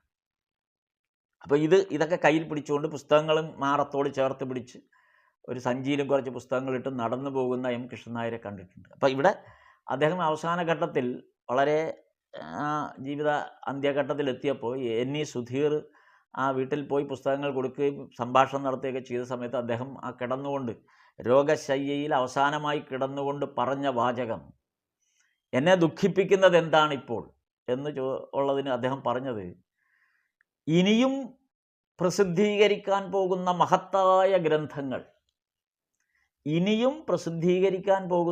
മഹത്തായ ഗ്രന്ഥങ്ങൾ, അതൊന്നും എനിക്കിനി വായിക്കാൻ കഴിയില്ലല്ലോ എന്ന ദുഃഖമാണ്. അതും ഒരു ദുഃഖമാണ്. വായനയുടെ പാരമ്യതയിലെത്തി ആയിരക്കണക്കിന് പുസ്തകങ്ങൾ, 10,000-കണക്കിന് പുസ്തകങ്ങൾ ഒരു ജീവിതം കൊണ്ട് വായിച്ചു തീർത്ത ആളുടെ ഏറ്റവും വലിയ ദുഃഖം, ഇനി പ്രസിദ്ധീകരിക്കാൻ പോകുന്ന മഹത്തായ ഗ്രന്ഥങ്ങൾ ഞാനിനി വായിക്കില്ലല്ലോ എന്നോർത്താണ് ദുഃഖം. ഇതാണ് ഇവിടെ ശ്രീരാമകൃഷ്ണദേവൻ പറഞ്ഞത് വിജയകൃഷ്ണ ഗോസ്വാമിയോട്. മിക്കവാറും ദുഃഖങ്ങൾ ഈ പറഞ്ഞ ഘടനയിലായിരിക്കും എന്നാണ്. എന്നിട്ട് പറഞ്ഞത്, നിങ്ങൾ ഇത്തരം ദുഃഖങ്ങളെ മറികടക്കാൻ എന്താണ് മാർഗം എന്ന് വിജയകൃഷ്ണ ഗോസ്വാമിയോട് ശ്രീരാമകൃഷ്ണദേവൻ പറയുന്ന ഒരു കുറച്ച് ഉദാഹരണങ്ങളുണ്ട്. നിങ്ങൾ എന്താണ് ചെയ്യേണ്ടത്? നിങ്ങളൊരു മിന്നാമിനിങ്ങാണെന്ന് വിചാരിക്കുക. നമ്മുടെ ഒരു പ്രശ്നം എന്തെന്ന് വെച്ചാൽ, നമ്മുടെ ഈ ജീവിത സായാഹ്നത്തിലേക്ക് എത്തുമ്പോഴേക്കും, ജീവിത സായാഹ്നത്തിലേക്ക് അടുക്കുന്ന സന്ദർഭത്തിൽ പോലും പലരും എനിക്കിനി ഒന്നും ചെയ്യാനില്ലല്ലോ, അല്ലെങ്കിൽ എനിക്കിനിയും എന്തെങ്കിലും ചെയ്യാൻ ഉണ്ട് എന്നൊക്കെ ചിലർ അവസാനവും ബലം പിടിക്കും. ജീവിതത്തിൽ ഒരുപാട് സ്ഥാനമാനങ്ങൾ കൈകാര്യം ചെയ്യുകയും ഒരുപാട് തരത്തിലുള്ള അധ്വാനങ്ങൾ നടത്തുകയും അത് ക്രിയേറ്റീവ് ആയിട്ടുള്ള പ്രവർത്തനങ്ങളായിരിക്കാം, അങ്ങനെ പലതുമായിരിക്കാം. അത്തരം പ്രവർത്തനങ്ങളെല്ലാം ധാരാളം നടത്തി പിന്നെയും അതിലോട്ടാണ് വീണ്ടും മനസ്സ് നിൽക്കുന്നത്. ഇപ്പം പറയുമ്പോൾ തോന്നും അവസാന നിമിഷം വരെ ആ പ്രവർത്തനത്തിൽ സജ്ജമായിരുന്നു എന്നൊക്കെ വിശേഷിപ്പിക്കാവുന്നേ ഉള്ളൂ. പക്ഷെ അത് ഒരു പരാജയമാണ് ആ അവസ്ഥ എന്ന് പറയുന്നത്. അങ്ങനെ ഒരു അവസ്ഥ പരാജയമാണ്. അപ്പം ഇവിടെ നമ്മളിപ്പോൾ പല ആളുകളെയും അങ്ങനെ കണ്ടിട്ടുണ്ട്. കാര്യം ആ തുടർന്ന് വന്നിരുന്ന അല്ലെങ്കിൽ ആയ കാലത്ത് ചെയ്തിരുന്ന മഹത് കാര്യങ്ങളെല്ലാം വീണ്ടും വീണ്ടും ചെയ്യാനായിട്ടുള്ള ഒരു ഒരു ത്വര ഇങ്ങനെ നഷ്ടപ്പെടാതെ നിൽക്കുകയും അതിൻ്റെ പേരിൽ കൂടുതൽ പ്രശ്നങ്ങളിലേക്ക് പോവുകയും ചെയ്യുന്ന ആളുകൾ. അപ്പോൾ നമുക്കത് പല രംഗങ്ങളിലും കാണാം. അപ്പോൾ ഇവിടെ ഭഗവാൻ പറഞ്ഞത്, നിങ്ങളുടെ പ്രവർത്തന ഘട്ടത്തിൽ നിങ്ങളൊരു മിന്നാമിനിങ് ആയിരുന്നു എന്ന് വിചാരിക്കുക. അപ്പോൾ ഒരു മിന്നാമിനിങ് എന്താണ് വിചാരിക്കുക? അയ്യോ, ഞാൻ ആണല്ലോ ഈ ഇരുട്ട് വ്യാപിക്കുന്ന സന്ദർഭത്തിൽ, മിന്നാമിനിങ്ങുകൾ വരുന്നത് അപ്പോഴാണ്. ഇരുട്ട് വ്യാപിക്കുന്ന സന്ദർഭത്തിൽ എൻ്റെ പ്രകാശമല്ലേ ഇവിടെയെല്ലാം ഉണ്ടായിരുന്നത്, ഞാൻ എത്ര നല്ല പ്രകാശമാണ് ഇവിടെ പരത്തിയത്. മിന്നാമിനിങ്ങിൻ്റെ നുറുങ്ങുവെട്ടം എന്നൊക്കെ പറഞ്ഞാലും അതിന് വലിയ പ്രസക്തിയുണ്ട്. അപ്പം ഞാൻ ആ ഇരുട്ട് വ്യാപിക്കാൻ തുടങ്ങുമ്പോൾ എൻ്റെ പ്രകാശമല്ലേ ഇവിടെ ഉണ്ടായിരുന്നുള്ളൂ. പക്ഷേ ആകാശത്ത് നക്ഷത്രങ്ങൾ ഉദിച്ചപ്പോൾ എൻ്റെ പ്രകാശങ്ങൾക്ക് പ്രസക്തിയില്ലാതായി. അപ്പം നക്ഷത്രശോഭ താഴേക്ക് വരാൻ തുടങ്ങി, ആകാശത്തെ നക്ഷത്രങ്ങൾ. അപ്പം നക്ഷത്രങ്ങൾ ഉദിക്കുമ്പോൾ മിന്നാമിനിങ്ങിൻ്റെ നുറുങ്ങുവട്ടത്തിന് പ്രസക്തിയില്ല. അപ്പോൾ മിന്നാമിനിങ്ങിന് പിന്നെ പ്രസക്തിയില്ല എന്ന് മിന്നാമിനിങ് അറിഞ്ഞിരിക്കണം. അതുകൊണ്ട് ദുഃഖിക്കേണ്ട കാര്യമില്ല. ഇതേ നക്ഷത്രം ചന്ദ്രൻ പൂർണ്ണ പ്രഭയിൽ എത്തിക്കഴിയുമ്പോൾ ഈ നക്ഷത്രത്തിന് പിന്നെ കാണാനേ പറ്റില്ല. ആകാശത്ത് പൂർണ്ണമായി ചന്ദ്രൻ പ്രകാശിച്ചു തുടങ്ങിയാൽ, ആ നിലാവ് പരന്നു കഴിഞ്ഞാൽ പിന്നെ നക്ഷത്രത്തിന് പ്രസക്തിയില്ല. പിന്നെ ചന്ദ്രൻ്റെ പ്രഭയാണ് ഏറ്റവും കൂടുതൽ. കവികളെല്ലാം വാഴ്ത്തിപ്പാടുന്ന കാവ്യാത്മകമായ ഒരുപാട് സന്ദർഭങ്ങളുള്ള ആ അവസ്ഥ, അത് ഏതൊരു ചന്ദ്രനെയും അഹംഭാവിയാക്കിയാനെ എന്നൊക്കെ പറയാം. അപ്പം അത്രയും വിരാജിച്ച് നിൽക്കുന്ന ചന്ദ്രൻ, എത്ര വരെ ഉള്ളൂ ചന്ദ്രന്? സൂര്യോദയത്തിന് തൊട്ട് മുമ്പ് വരെയുള്ളൂ. 4-ാം യാമത്തിലേക്ക് കടക്കുമ്പോഴേക്കും ചന്ദ്രൻ്റെ പ്രഭയ്ക്ക് പ്രസക്തിയില്ലാതാകുന്നു. അങ്ങ് കിഴക്ക് വെള്ളി വെളിച്ചം, സൂര്യൻ്റെ ആ വെള്ളി വെളിച്ചം പൊട്ടി പുറപ്പെട്ടാൽ പിന്നെ ചന്ദ്രന് പ്രസക്തിയില്ലാതാകും. പിന്നെ സൂര്യനാണ്. ഇനി എത്ര കത്തിജ്വലിച്ച സൂര്യനാകട്ടെ, സായന്തനത്തിലെത്തുമ്പോൾ ആ കടലിലേക്ക് താഴുമ്പോൾ, ഞാനാണ് ഈ പകൽ മുഴുവനും കത്തിജ്വലിച്ച് നിന്നതെന്ന് സൂര്യൻ ആ തൻ്റെ പ്രഭാവലയത്തിന്, ഇത്രയും പ്രപഞ്ചത്തിന് മുഴുവൻ പ്രകാശം പരത്തി നിന്ന ഞാൻ ഇതാ കടലിലേക്ക് മെല്ലെ മെല്ലെ താഴാൻ പോകുന്നു. ആ താഴുന്ന അവസരത്തിൽ സൂര്യൻ ആ കടലിൽ താഴാൻ പോകുമ്പോൾ, അപ്പോഴാണ് സൂര്യൻ്റെ ഏറ്റവും വലിയ സൗന്ദര്യം നമ്മൾ ദർശിക്കുന്നത്. ഉദയസൂര്യനേക്കാളും ആളുകൾ ആസ്വദിക്കുന്നത് സായങ്കാലത്തെ ആ അസ്തമന സൂര്യനെയാണ്. അസ്തമന സൂര്യൻ്റെ സൗന്ദര്യമാണ് ഒരുപക്ഷെ ഉദയസൂര്യനേക്കാളും ഭംഗി. പക്ഷേ അതുപോലും ഏതാനും നിമിഷാർദ്ധങ്ങൾക്ക് മാത്രമേ ഉള്ളൂ. അതും മെല്ലെ ഇരുട്ട് വ്യാപിക്കും. അങ്ങനെ ഇരുട്ട് വ്യാപിക്കുമ്പോൾ എന്ത് സംഭവിക്കുന്നു? നേരത്തെ ദുഃഖിതനായ ആ മിന്നാമിനിങ്ങിന് വീണ്ടും പ്രസക്തി വരുന്നു. അപ്പോൾ ഇതൊരു സർക്കിളാണ്. ഇത് നമ്മൾ നമ്മുടെ ജീവിതത്തിൽ മനസ്സിലാക്കി വെക്കണം. അപ്പോൾ മാത്രമേ ഡിപ്രഷനിലേക്ക് പോകാതിരിക്കുകയുള്ളൂ. ഇതാണ് വിജയകൃഷ്ണ ഗോസ്വാമിയോട് ഭഗവാൻ ഇവിടെ പറഞ്ഞത്. അപ്പോൾ ഒരു ജീവിത ഭാരം ഇറക്കി വെക്കൽ കൂടിയാണ് ഈ അസ്തമയം എന്ന് പറയുന്നത്. അതിൻ്റെ സൗന്ദര്യം, അസ്തമന സമയത്തെ സൗന്ദര്യം, അത് ജീവിതത്തിലാണെങ്കിലും ജീവിതത്തിലെ ആ സൗന്ദര്യം ഏറ്റവും മനോഹരമായി തീരേണ്ടത് ഒരാളുടെ ജീവിതത്തിൻ്റെ അവസാന നിമിഷങ്ങളിലാണ്. അത് ആ കത്തി ജ്വലിച്ച് നിന്ന പ്രഭാതത്തിൻ്റെ മുഴുവൻ പ്രസരിപ്പിനെയും അനുസരിച്ചിരിക്കും നമ്മുടെ ആ സായന്തനം. ഇതാണ് ഭഗവാൻ വിജയകൃഷ്ണ ഗോസ്വാമിയോട് പറഞ്ഞത്. അപ്പോൾ പഴയ പ്രകാശം പോയി എന്ന് വെച്ച് നിരാശപ്പെടേണ്ട ആവശ്യമില്ല എന്നാണ് ശ്രീരാമകൃഷ്ണദേവൻ പറഞ്ഞത്. പിന്നെ എന്താ ചെയ്യാൻ പറ്റുക? പിന്നീട് മങ്ങിയ കാലത്തും ചില ധർമ്മങ്ങൾ നമുക്ക് ചെയ്യാനുണ്ട്. മങ്ങിയ കാലത്തും, നമ്മുടെ എല്ലാം പ്രകാശപൂർണമായിരുന്ന ഒരു സന്ദർഭം, മങ്ങിയ കാലത്തും ചില ധർമ്മങ്ങൾ നമുക്ക് ചെയ്യാനുണ്ട്. ആ ധർമ്മങ്ങളെക്കുറിച്ച് നമുക്ക് ബോധമുണ്ടായിരിക്കണം. അപ്പോൾ ആ മങ്ങിയ കാലത്തെ ധർമ്മങ്ങളെ തിരിച്ചറിഞ്ഞ് ആ ധർമ്മങ്ങൾ നിർവഹിക്കുമ്പോഴാണ് നമ്മൾ ജീവിതം സാക്ഷാത്കരിക്കപ്പെടുന്നത്. അല്ലാതെ ഭൂതകാലത്തെക്കുറിച്ച് ആലോചിച്ച് നിന്ന് വിഷമിക്കുകയല്ല. അത് കഴിഞ്ഞ അധ്യായത്തിൽ നമ്മളത് വിവരിച്ചതുമാണ്. കാരണം ഒരു മനുഷ്യൻ്റെ ഭൂതം, വർത്തമാനം, ഭാവി, ഇങ്ങനെ 3 ഘട്ടങ്ങളിലൂടെയാണ് ഒരു മനുഷ്യ അവസ്ഥ, അല്ലെങ്കിൽ ഏതൊരു സമയക്രമം എന്ന് പറയുന്നത് ഭൂതം, വർത്തമാനം, ഭാവി എന്നനുസരിച്ചാണ്.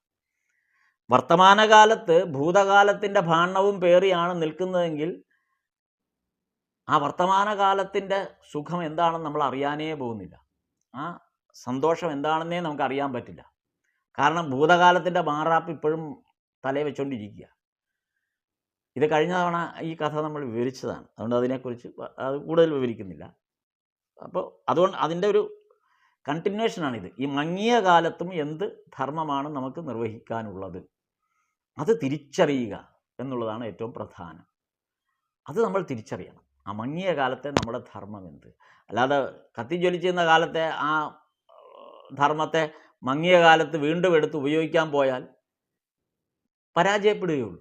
നമ്മൾ അവിടെ തോറ്റ് പിന്മാറേണ്ടി വരും. മങ്ങിയ കാലത്തിൻ്റെ ധർമ്മമുണ്ട്, അത് തിരിച്ചറിയണം.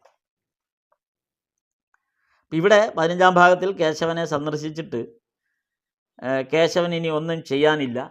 ഇപ്പം അതാണ് വിജയകൃഷ്ണ ഗോസ്വാമി. ഇനിയിപ്പോൾ കേശവൻ്റെ തീർന്നു. ഇനിയിപ്പോൾ കേശവനൊന്നും ധർമ്മമൊന്നും ചെയ്യാനില്ല. കേശവൻ അവസാനിക്കാൻ പോവുകയാണ്. അപ്പോൾ അതാണ് കേശവനുമായിട്ടുള്ള ഇനി ഭാഗം വരുന്നത്. ഈ ഭാഗത്ത് ചർച്ച ചെയ്യുന്നത് ഇനി എന്താണ് വേണ്ടത് എന്നാണ്. അപ്പം അങ്ങനെയാണെങ്കിൽ ഇതെല്ലാം അവസാനിച്ചു എന്ന് പൂർണ്ണ ബോധ്യം വന്നാൽ പിന്നെ എന്താണ് ചെയ്യാൻ പറ്റും?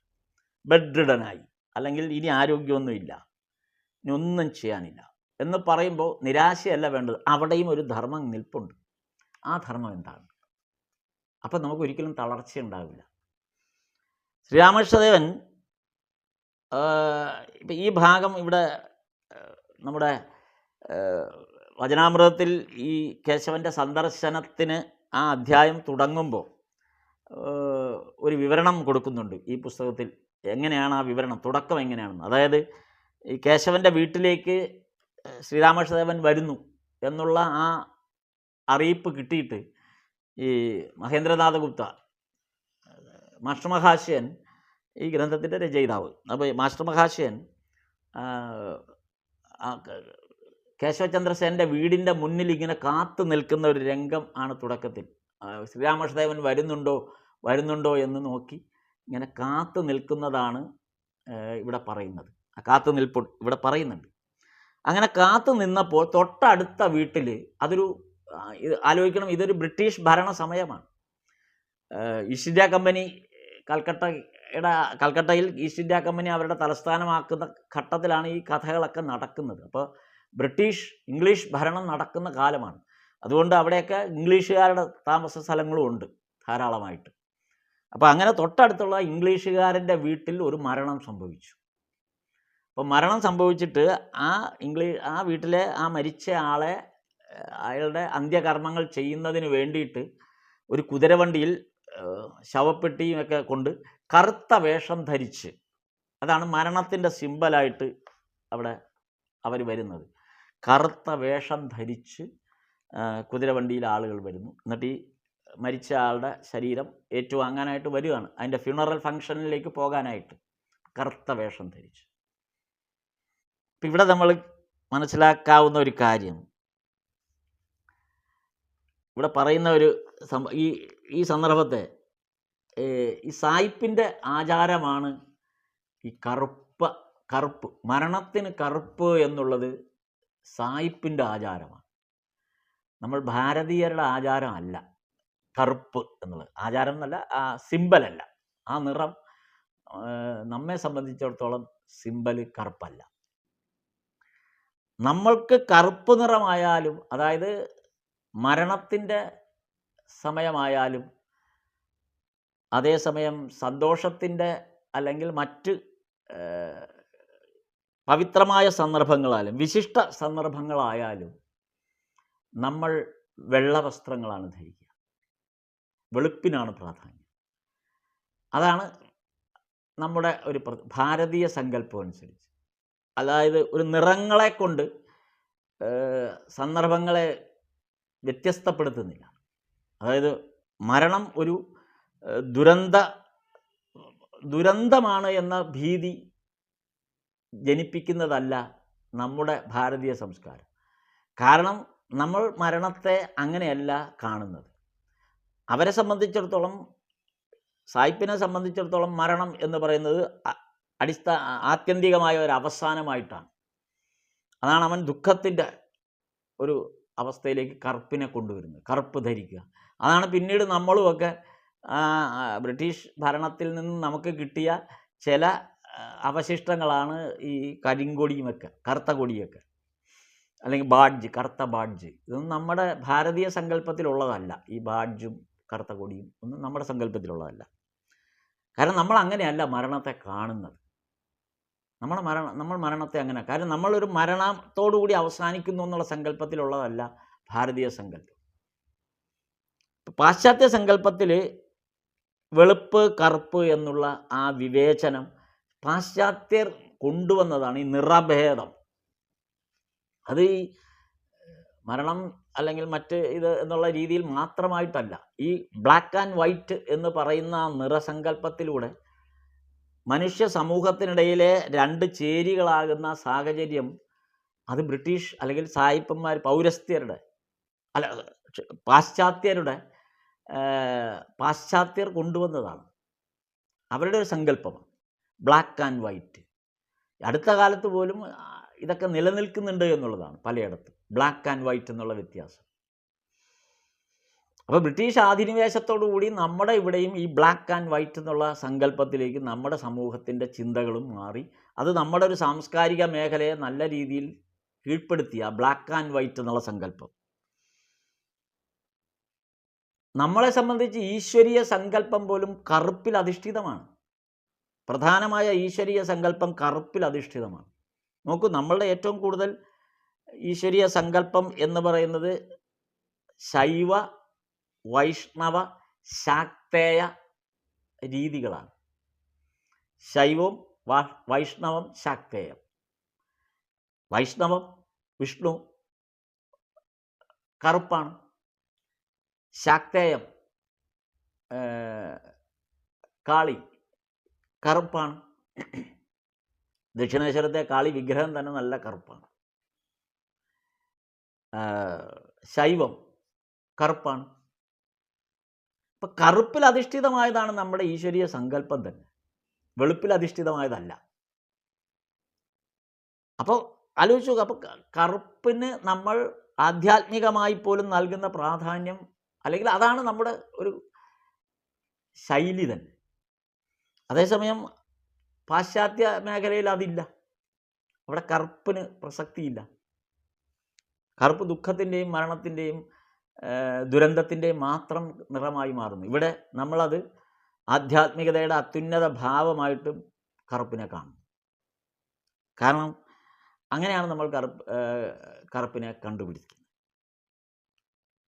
ഒരു നിറത്തെ പോലും എങ്ങനെയാണ് ഒരു സാംസ്കാരിക ചിഹ്നമാക്കി മാറ്റിയത് എന്ന് ഇംഗ്ലീഷ് അധിനിവേശത്തിൻ്റെ ചിത്രം അല്ലെങ്കിൽ ആ ചരിത്രം നോക്കിയാൽ മാത്രം മതി. നമുക്ക് അത് കറുപ്പ് വെളുപ്പ് എന്നുള്ളതിനെ പിന്നീട് അവർണ സവർണ എന്നുള്ള ഘട്ടത്തിലേക്ക് മാറി. അവർണ സവർണ എന്ന് പറയുന്നത് കറുപ്പ് വെളുപ്പെന്നാണ്. കറുപ്പ് വെളുപ്പ് എന്നുള്ളതിൻ്റെ അതേ ആ ഘടന തന്നെയാണ് അവർണ സവർണ. ഇപ്പോൾ അവർണ സവർണ സങ്കല്പം പിന്നീട് വന്നത് എങ്ങനെയായി? മാനുഷികമായ ഇടപെടലുകൾക്കിടയിൽ പോലും അവർണ സവർണ ഇടപെടലുകൾ വരാൻ തുടങ്ങി. അങ്ങനെ ഒരു വേർതിരിവിലേക്ക് സമൂഹത്തിനെയും മനുഷ്യനെയും വേർതിരിക്കുന്ന അവസ്ഥയിലേക്ക് കാര്യങ്ങൾ മാറാൻ തുടങ്ങി. അങ്ങനെ ഒരു സങ്കല്പം ഭാരതീയമായിട്ട് അവർണ സവർണ സങ്കല്പമില്ല.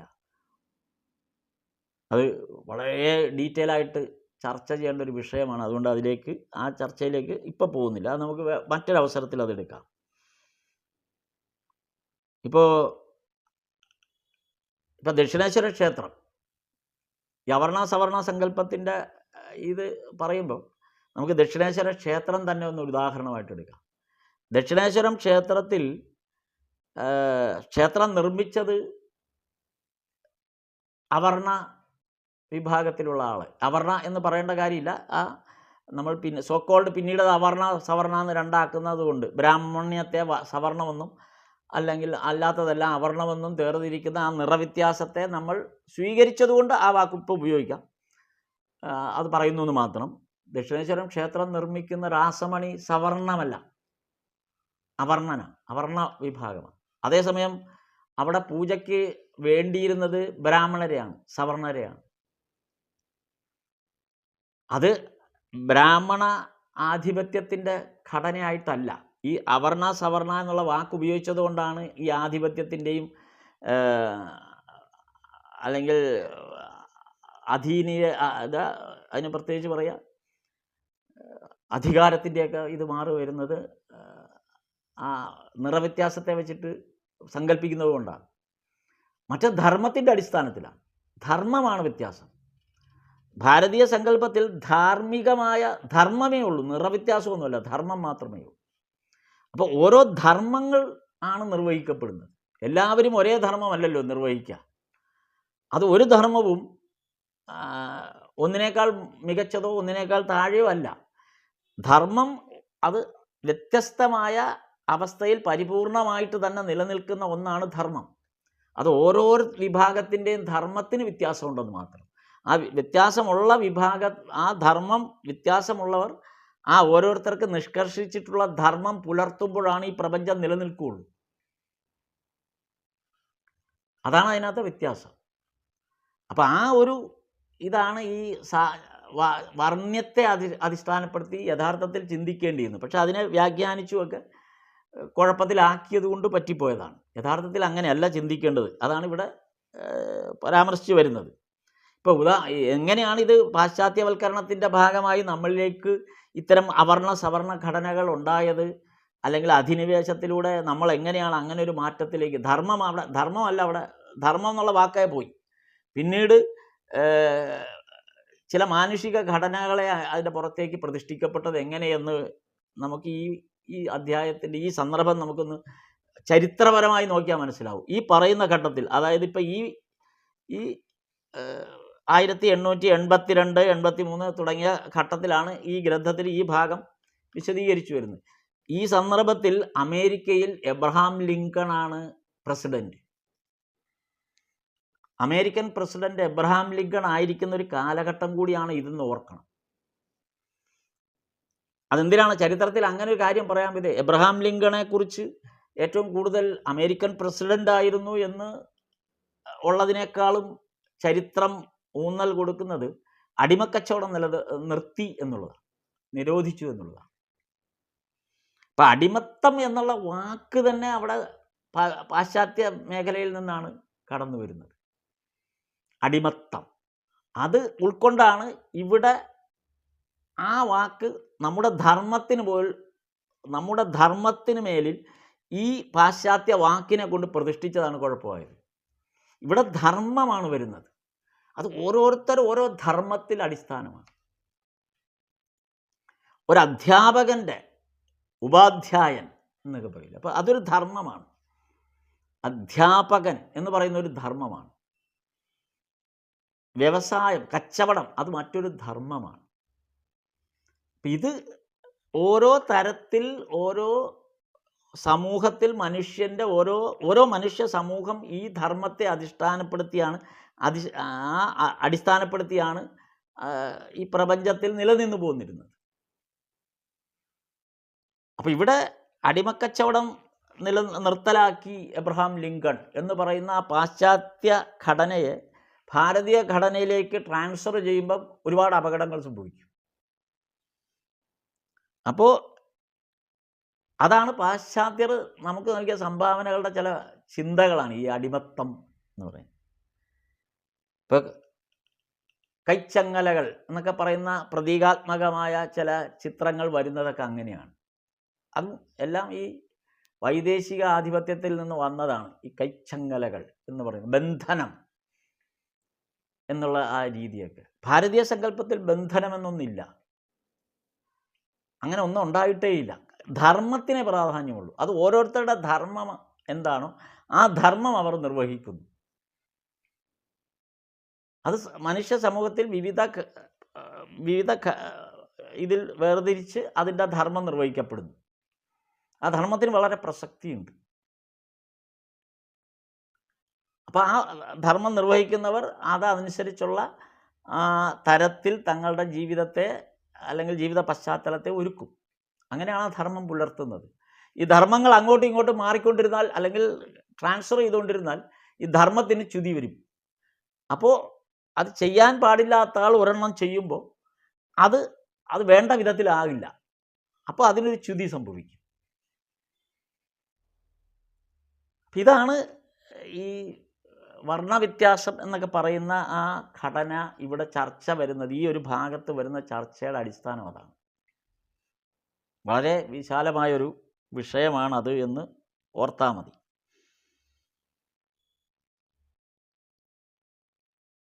യഥാർത്ഥത്തിൽ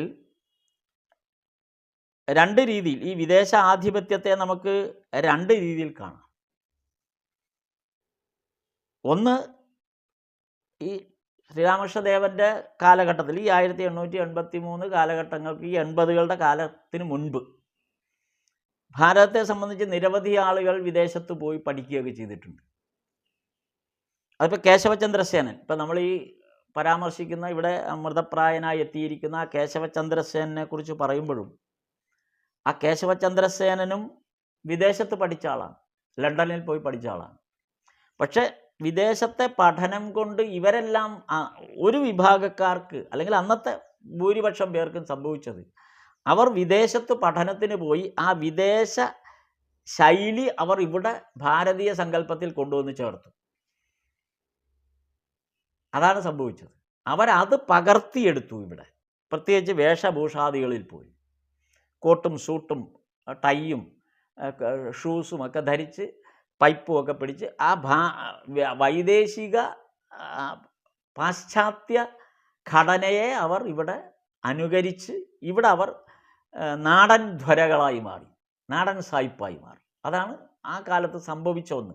അപ്പം അങ്ങനെയുള്ളവർക്കായിരുന്നു ഭാരതത്തിൽ വളരെ പ്രസക്തി. കാരണം അവരൊക്കെ, പ്രത്യേകിച്ച് ബംഗാളിനെ സംബന്ധിച്ച് അവർക്കൊക്കെ നല്ല നിലയായിരുന്നു. ഈ ബ്രഹ്മസമാജത്തിൻ്റെ പലരും ആ നിലയിൽ വന്നവരാണ്. അപ്പം അവരൊക്കെ അത് അഡോപ്റ്റ് ചെയ്തതാണ്. രവീന്ദ്രനാഥ ടാഗോറിൻ്റെ അച്ഛനൊക്കെ ഈ ബ്രഹ്മസമാജത്തിൻ്റെ നിർമ്മാതാക്കൾ, അതിൻ്റെ സ്രഷ്ടാക്കൾ തന്നെയാണ്. നോക്കൂ, അവരുടെയൊക്കെ വേഷം ഒന്ന് ആലോചിച്ചു. ഇപ്പോൾ രവീന്ദ്രനാഥ ടാഗോർ ആണെങ്കിലും ധരിക്കുന്ന വേഷം ഒരു ഭാരതീയ വേഷമല്ല രവീന്ദ്രനാഥ ടാഗോർ ഒന്നും ധരിച്ചിരുന്നത്. അതാണ്. അപ്പം അത് അന്നത്തെ കാലത്തിൻ്റെ പ്രത്യേകതയായിരുന്നു. അപ്പോൾ ധാരാളം വിദ്യാസമ്പന്നരായ ആളുകൾ, കവികളും സാഹിത്യകാരന്മാരുമായിട്ടുള്ളൊക്കെ ആളുകൾ ഒക്കെ അങ്ങനെ ആ ഭാരതീയ സങ്കല്പത്തിലാണ്, അല്ല വൈദേശിക സങ്കല്പത്തിലാണ് അവരവരുടെ സോഷ്യൽ ലൈഫിനെ അവർ മോൾഡ് ചെയ്തത് ആ തരത്തിലാണ്. പക്ഷേ പിന്നീട് ശ്രീരാമകൃഷ്ണദേവൻ്റെ കാലഘട്ടത്തിന് ശേഷം ശ്രീരാമകൃഷ്ണദേവനിൽ നിന്ന് കിട്ടിയ ഉപദേശം കൊണ്ട് വളർന്നു വന്ന ഒരു തലമുറയാണ് പിന്നീട് ഇതിനെ മാറ്റിമറിച്ചത്. അവിടെയാണ് നരേന്ദ്രനെ പോലുള്ള, സ്വാമി വിവേകാനന്ദനെ പോലുള്ള. സ്വാമി വിവേകാനന്ദൻ വിദേശത്ത് പോയിട്ട് മടങ്ങി വരുമ്പോൾ വൈദേശികമായ ആ ഘടനയല്ല ഇവിടെ കൊണ്ടുവന്നത്, മറിച്ച് ഇന്ത്യൻ ഭാരതീയ സംസ്കാരത്തെ വൈദേശികർക്ക് നൽകുകയാണ് ചെയ്തത്. വൈദേശികരുടെ ഒന്നും സ്വാമിജി ഇങ്ങോട്ട് കൊണ്ടുവന്നില്ല, മറിച്ച് ഭാരതീയ ആധ്യാത്മികതയെയും സങ്കല്പത്തെയും വൈദേശികർക്ക് സമ്മാനിക്കുകയാണ് ചെയ്തത്.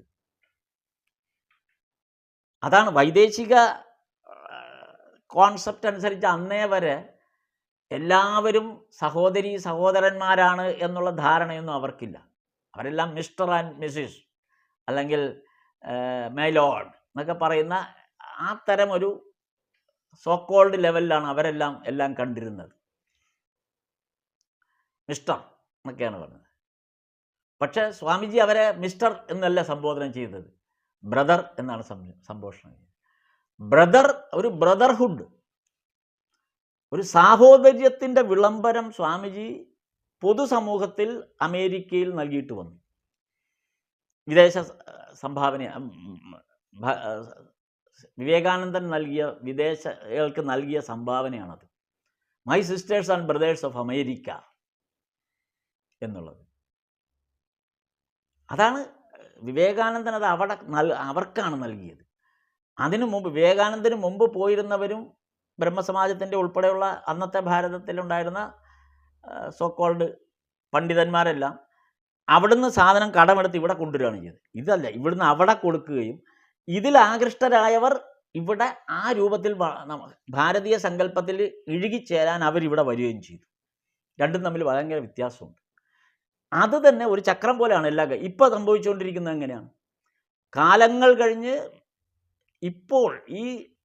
ഇപ്പോൾ നമ്മൾ ഈ സംഭാഷണം ചെയ്തുകൊണ്ടിരിക്കുന്ന ഈ സന്ദർഭത്തിൽ സംഭവിച്ചത് എന്താണോ 1800-കൾക്ക് മുമ്പ് സംഭവിച്ചത് അതിവിടെ പുനരവതരിച്ചിരിക്കുകയാണ്. ഇപ്പോൾ എന്താണ്, നമ്മുടെ യുവസമൂഹം മുഴുവൻ ഇപ്പോൾ വിദേശത്തേക്ക് പോവുകയാണ്, പിന്നെ ഇങ്ങോട്ട് വരുന്നില്ല.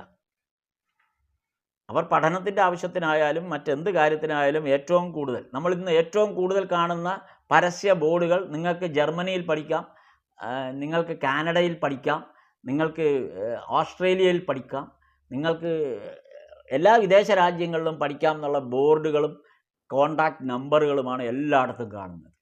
എന്നിട്ട് നമ്മുടെ ഇന്ത്യൻ കുട്ടികളെ വലിയ കോട്ടും സോട്ടും ഇട്ടൊക്കെ നിൽക്കുന്ന തരത്തിലുള്ള പടങ്ങൾ. ഈ വ്യാമോഹമാണ് ഇപ്പോൾ, അതായത് നമ്മുടെ ഭാരതീയ വിദ്യാഭ്യാസത്തെയോ ഭാരതീയമായ ആ സങ്കല്പത്തെയോ അല്ല മഹത്തരം, അത് വിദേശത്ത് പഠിച്ചാലാണ് എന്ന് ധരിക്കുന്ന നല്ലൊരു യുവ സമൂഹത്തെ ഇപ്പോൾ സൃഷ്ടിച്ചുകൊണ്ടിരിക്കുകയാണ്. എന്നിട്ട് അവരെല്ലാം കടൽ കയറി പോവുകയാണ്. കാനഡയിൽ ഒക്കെ പോയിട്ടുള്ളവർ, അവിടെയൊക്കെ പഠിക്കുന്ന ആളുകൾ പറഞ്ഞു, ഇപ്പോൾ ഒരാൾക്കൂട്ടത്തിൽ ചെന്നാൽ ഒരുപക്ഷെ ഏറ്റവും കൂടുതൽ ഇന്ത്യക്കാരായിരിക്കുമെന്നാണ്. കാനഡയിലെ ഒരാൾക്കൂട്ടത്തിനിടയിൽ, ഒരു പൊതുസ്ഥലത്തെ ആൾക്കൂട്ടത്തിനിടയിൽ ആളുകളെ എണ്ണമെടുത്താൽ ഏറ്റവും കൂടുതൽ ഇന്ത്യക്കാരായിരിക്കും എന്നാണ് പറയുന്നുണ്ട്. അപ്പം ആ തരത്തിൽ നമ്മുടെ ആളുകൾ ഇപ്പോൾ അങ്ങോട്ടായിക്കഴിഞ്ഞു. എങ്ങനെയാണ് മാറിയെന്ന് ആലോചിക്കുക. നമ്മൾ അവരെ പഠിപ്പിച്ചതാണ്. നളന്ദ, തക്ഷശില തുടങ്ങിയ യൂണിവേഴ്സിറ്റികൾ ഭാരതത്തിൽ ഉണ്ടായിരുന്നതാണ്. അന്ന് ഇത് പഠിക്കാനായിട്ട് വിദേശികൾ ഇവിടെയാണ് വന്നുകൊണ്ടിരുന്നത്. ഇന്ന് പഠിക്കാൻ അങ്ങോട്ട് പോവുകയും അവിടെ തങ്ങുകയും അവരുടെ ഭാഗമായി മാറുകയും ചെയ്യുന്നു. നമ്മുടെ നാട്ടിലേക്ക് വരാൻ പറ്റുന്നില്ല, അല്ലെങ്കിൽ വരുന്നില്ല. അതെന്താണെന്ന് നമ്മൾ സ്വയം ചിന്തിക്കേണ്ടത്, നമ്മുടെ സമൂഹം അത് ചിന്തിക്കേണ്ട ഒരു കാര്യമാണ്. അപ്പം ഇവിടെ 1883 ഈ പർട്ടിക്കുലർ അധ്യായത്തിൽ നമ്മൾ ഇന്നത്തെ അതേ വിഷയമാണ് ചർച്ച ചെയ്യപ്പെടുന്നത്. 100-100 വർഷം കഴിഞ്ഞു. 1883 നവംബർ 2026 ആകുമ്പോൾ വർഷം എത്രയായി? 100 വർഷമായി.